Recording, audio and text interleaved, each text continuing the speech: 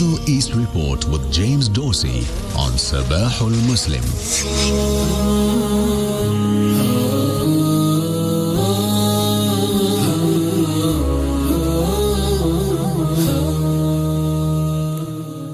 James, good morning. Welcome.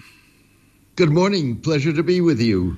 So the Israel-Hamas deal on medical supplies will serve the interests of each party, but it's unlikely to open the door to further prisoner exchanges or even an end to the Gaza war. Indeed. So we saw this week the first deal between Hamas and Israel since the one-week ceasefire in November that led to prisoner exchanges. We saw this week a deal under which hostages held by Hamas would be receiving badly needed medical supplies for their conditions, whatever that may be, diabetes, kidney issues, and so on. And on the other hand, medical supplies for Palestinian hospitals in the Gaza Strip. And many hope that that is a stepping stone to a ceasefire or at least a renewed prisoner exchange deal. And that is highly unlikely. The deal served both parties in the sense that neither party wants to be seen to be withholding medical supplies and medical assistance to patients, whether they're held in hostage or are in depleted Palestinian hospitals.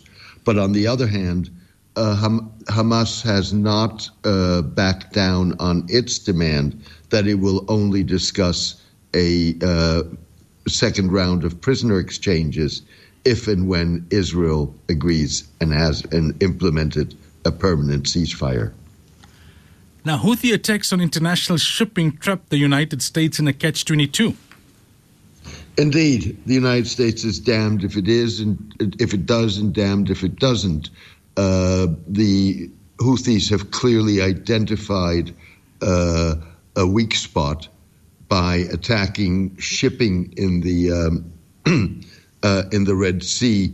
They've undermined their own position, which was legally questionable from the go, but nonetheless they've further undermined their position by attacking not only Israel-related shipping, but shipping in general, including shipping that's not related to the United States. But by attacking shipping, the United States could not be seen not to be responding to attacks on international shipping in one of the world's most important waterways. And, of course, now with the redesignation of the Houthis as a foreign terrorist organization, the Americans, unwittingly perhaps, but nonetheless, have put into jeopardy an agreement that was about to be signed between the Houthis and the Saudis to allow the Saudis to extract themselves from a 9-year-long war in Yemen. Signing that agreement right now would mean that the Saudis potentially could be vulnerable to U.S. sanctions for dealing with a foreign terrorist organization. Tell us about the Turkish disciplinary measures against Israeli players expressing empathy with Hamas-held hostages.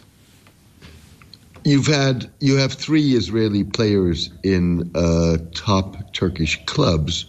2 of them are Israeli Jews. 1 of them is an Israeli Palestinian. The 2 Israeli Jews expressed support for the hostages that are being held by Hamas, and they have been fired by their clubs. 1 of the 2 players has already been deported from Turkey. And this goes to an issue of principle, which is freedom of expression. Now, it does potentially violate FIFA's questionable ban on expressions of a political nature on the pitch. But nonetheless, it impinges these players' rights to freedom of expression.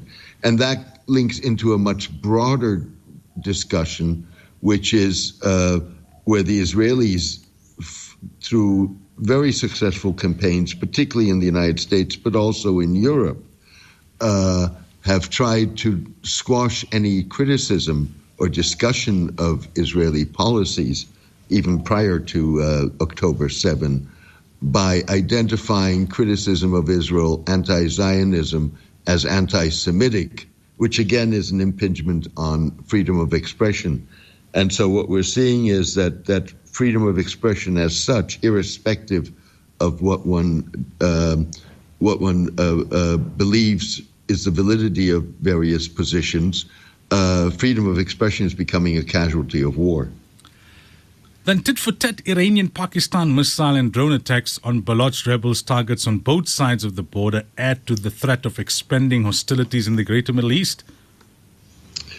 Indeed. So you saw this week the Iranians strike at a position that allegedly belonged to Jaish al-Adl, a Sunni Salafi movement, Baloch movement, in Iran, in Pakistan, in Pakistani province of Balochistan, that last month carried out an attack on an Iranian police station in Iran, killing 8 police officers. And of course, you saw before that, a day before that, Iranian strikes against targets in Iraqi Kurdistan as well as in Syria. And the Pakistanis have responded by attacking positions of the Baloch Liberation Front, a Pakistani Baloch rebel group in Iran. What this represents is not so much an escalation on the part of Iran or an intention to escalate conflicts, but Iran clearly responding to attacks that occurred in the past month on Iran itself.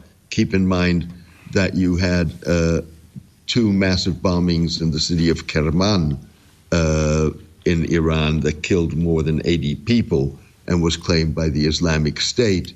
You had the Israelis killing earlier this month a senior Revolutionary Guard commander in Syria.